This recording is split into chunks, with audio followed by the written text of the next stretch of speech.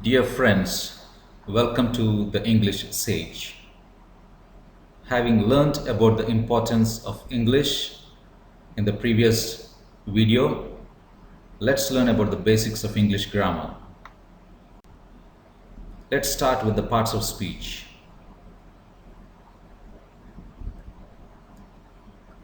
The phrases, the clauses, and the sentences we speak or write are made up of words.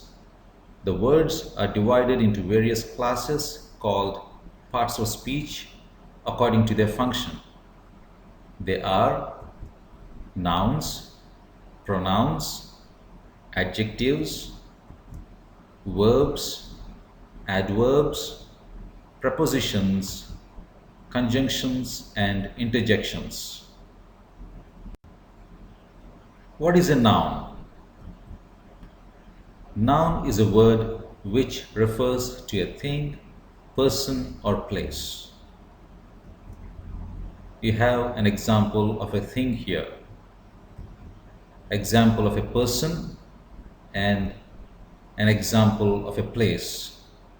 Car is a thing, teacher is a person, and the street is a place. These are just a few examples to start with to know about the noun.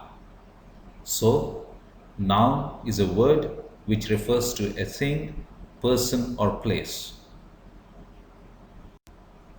There are different types of nouns, and we will have a glance at those nouns.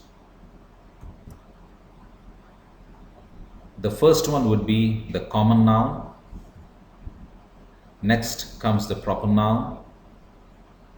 We have collective noun also, material noun, and abstract noun. Let's go in detail and learn about these 5 types of nouns. Let's start with the common noun.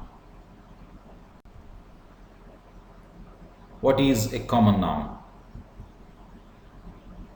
The nouns that can be applied to a group of persons, places, or things are common nouns. The nouns or the names that can be applied to a group of persons, places, or things are common nouns. You will understand better once you look at the examples. Let's go through the examples of common nouns. We arrived early at the college. There are different species of fish. So, you have the sharks, you have the whales, you have the decorative fish that we find in the aquariums. All these together come under fish, irrespective of their size, color, shape. So, different types of species together we are naming as a common noun. That's the fish. The man tried to steal the car. So that man may be from any continent, any country, tall man, short man, fat man, lean man, whoever it may be. We are naming that person as a man. We are identifying that person as a man. And the similar case is with the car. That car can be of any brand, in any country, any size, but we are naming it commonly as a car. Similar is the case with the baby. My mother is in the garden. The children are playing in the field. That building was built before I was born. So the nouns that are having commonality, like the college, fish, man, car, baby, mother, garden. Garden, for example, it can be of any size. It can be a flower garden or a kitchen garden. You don't know. Garden is a garden, a common thing. The children are playing in the field. That building was built before I was born. The size of the building, the shape of the building, the color of the building is not necessary for us. We are just talking about a structure there, a common word we use for a structure, and that's the building. Let us now learn about the proper noun. All the names of persons, places, and things are proper nouns. The names of persons, places, and things are proper nouns. Some examples of proper nouns. Paris is the capital of France. William Shakespeare is a famous playwright. The universities of Oxford and Cambridge are in England. David's two dogs are named Spice and Jet. There may be many Davids, n number of Davids in the world, but this David is unique, this David is separate, this David belongs to a particular family, this David is from a particular town, and these dogs are also specific. So proper nouns are the names of specific persons, places, and things. We'll learn about collective noun now. A collective noun is usually singular. It refers to groups as a whole. Let's have a glance at the examples.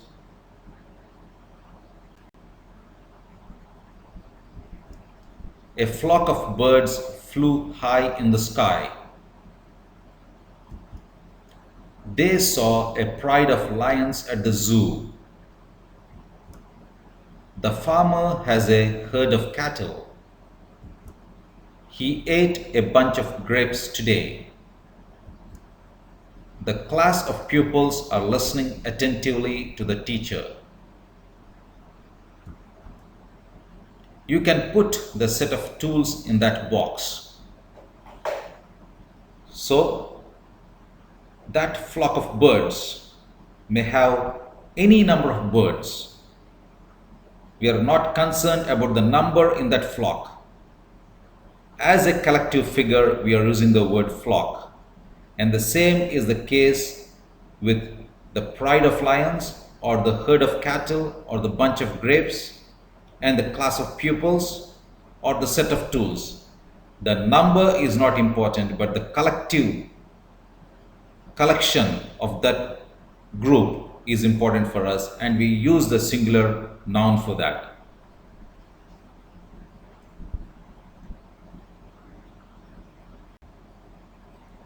Next comes the material noun. Names of matters or substances are material nouns. Any matter or any substance is named as a material, so it's a material noun.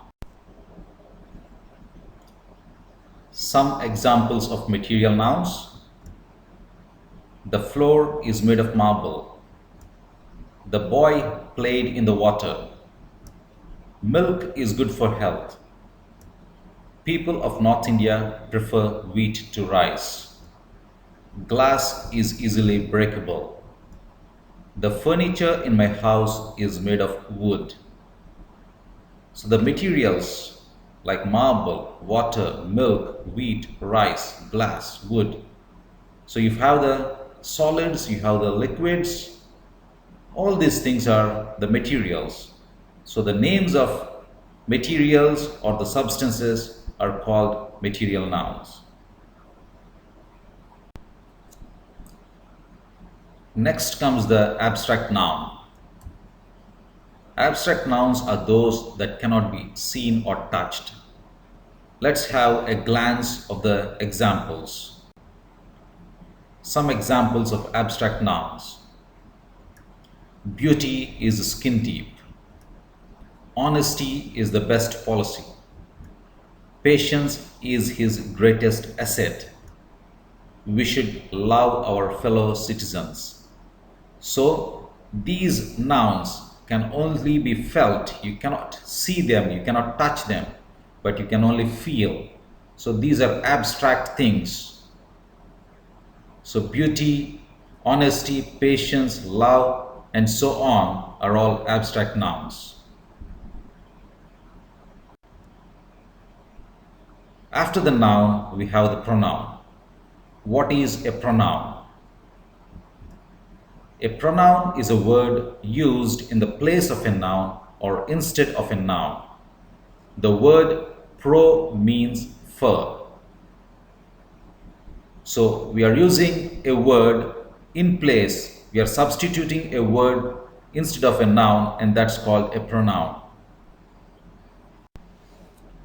Some examples of pronouns are: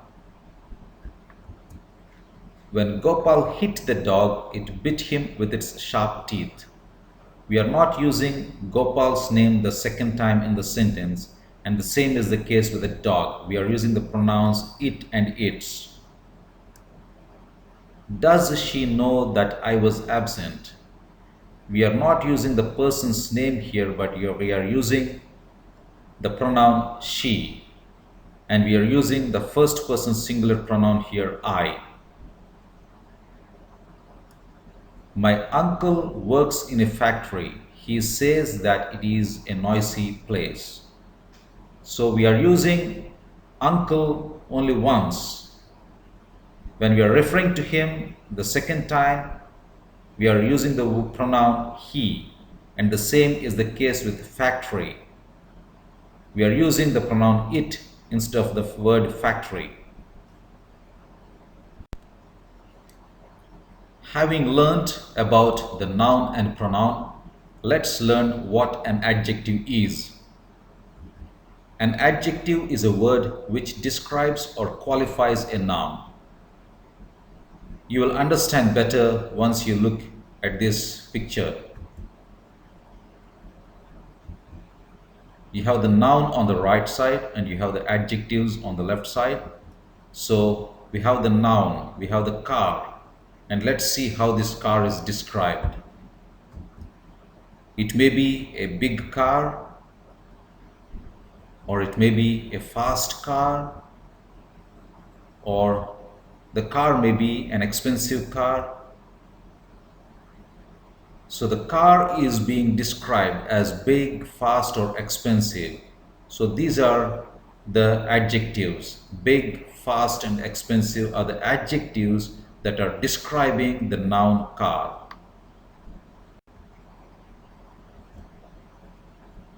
The beautiful woman slowly climbed up the stairs. So beautiful is the adjective here, and it is describing the woman. How was the day?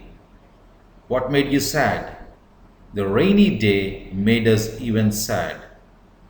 So the day is the noun there for us, and it's being described that it was a rainy day. So the words beautiful and rainy are the adjectives here. A few more examples of adjectives. Sekhar is clever and industrious. My father is as strong as his father. She is pretty. A giraffe has a long neck. So the underlined words clever, industrious, strong, pretty, long, all these are adjectives. The words clever and industrious are qualifying or describing what type of person Sekhar is. The word strong is describing how strong this person's father is. And the same is the case with pretty. That particular lady is pretty. You know a giraffe. Giraffe is an animal and it has a long neck. So what type of neck is the giraffe having? It is having a long neck. So that's describing the neck of the giraffe. What is a verb then? A verb denotes an action or being. It tells us about the condition of the subject.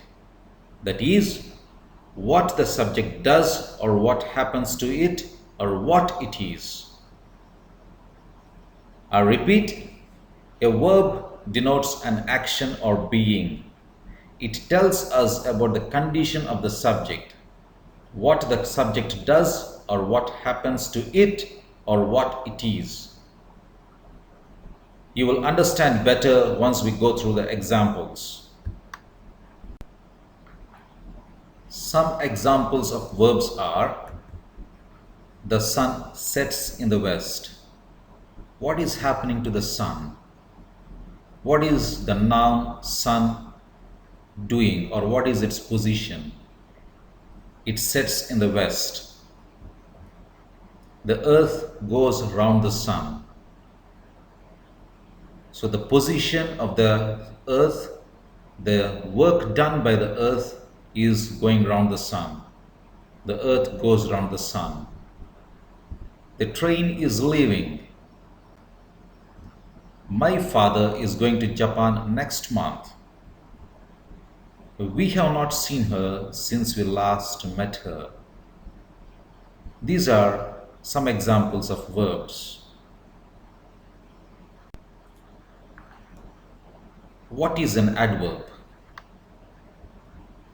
An adverb is a word that adds something to the meaning of a verb, an adjective or another adverb. So this adverb adds something to the meaning. It gives us more explanation for the verb, an adjective or another adverb. Let's understand them better by looking at the examples. Here are some examples of adverbs. She types quickly. The verb type is modified here. What is she doing? She is typing. And how is she typing? She is typing quickly. So the verb is modified here. These shoes are too big for me. How are the shoes? They are big. So big is the adjective here. How big are the shoes? Too big. So the adjective big is being described here, or it is explained, or it's modified here. So too is the adverb. He ran very fast. Ran is the verb here. Fast is the adverb, and the adverb fast is further modified to very fast. He ran very fast. So an adverb modifies or gives meaning to a verb, an adjective or an adverb.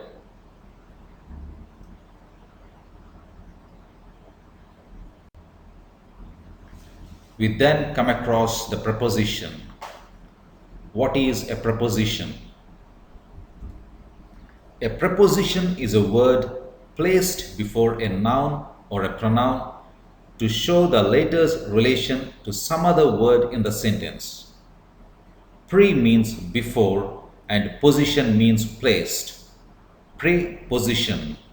Pre means before and position means placed. So you're having noun or a pronoun and the word that describes the relationship between the words are called prepositions.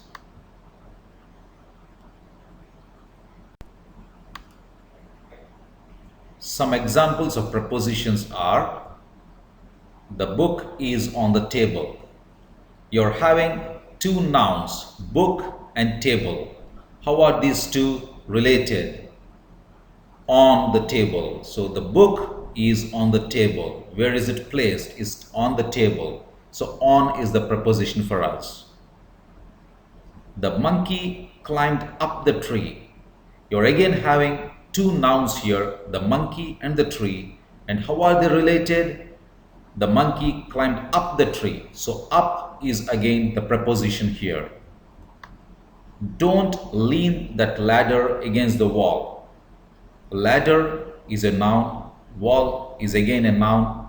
So how are these two connected? The ladder should not be placed against the wall. It should not be leant against the wall. My house is near to your school. We are having house and school, two nouns, and they are related, they are connected with the preposition near. It tells the position of the house to that of the school. He was sentenced to prison. The pronoun he. What happened to him? You have the noun prison. So what is the relation? He was sentenced to prison. He did some crime and so he was sentenced to prison. You are having the pronoun he and you have the noun prison, and the relation is to. To is the preposition here.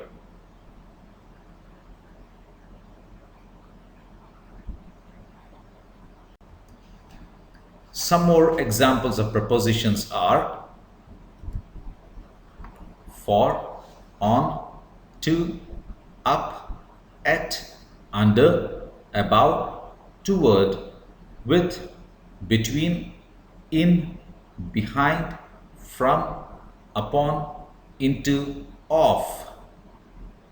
All these are some prepositions or a few prepositions we come across.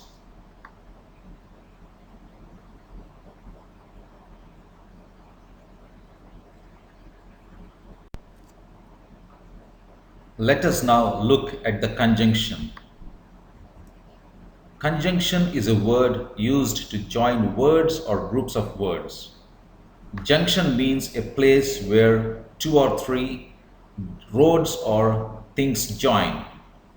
So conjunction is a word used to join words or groups of words. Some examples of conjunctions are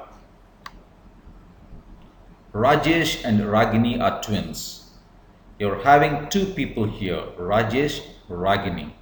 They're joined or they're connected with the conjunction and. He works hard to earn his bread and butter. Bread and butter here refers to the livelihood. The nouns bread, butter are joined with the conjunction and. I like him, but I cannot forgive him for his offense. I like him is one sentence. I cannot forgive him for his offense is another sentence. Two sentences are joined with the conjunction but. I do it because I like it. Here, because is the conjunction. She has not called since she left last week. Since is the conjunction here. I saw him leaving an hour or two ago. There are 2 hours here, either 1 hour or 2 hours. It's not specific, but you're having the word or as a conjunction. It means the person who is speaking cannot tell the exact time, and so he is using the conjunction or here to say an hour or two. Finally, what is an interjection? An interjection is a word that expresses a sudden feeling or excitement. That sudden feeling can also be sorrow.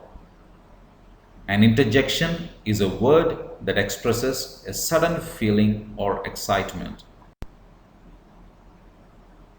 Some examples of interjections are, wow, you knocked that ball out of the park.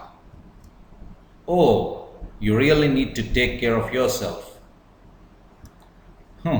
What did you say? Ah, now I understand the problem.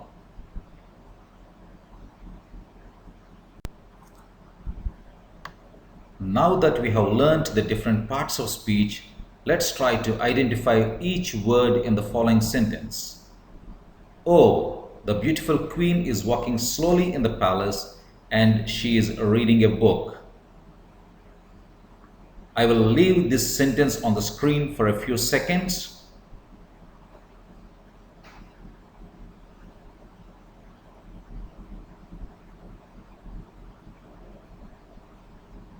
I think this time is sufficient for you. I'll read the sentence once again. Oh, the beautiful queen is walking slowly in the palace and she is reading a book. Let's identify the parts of speech.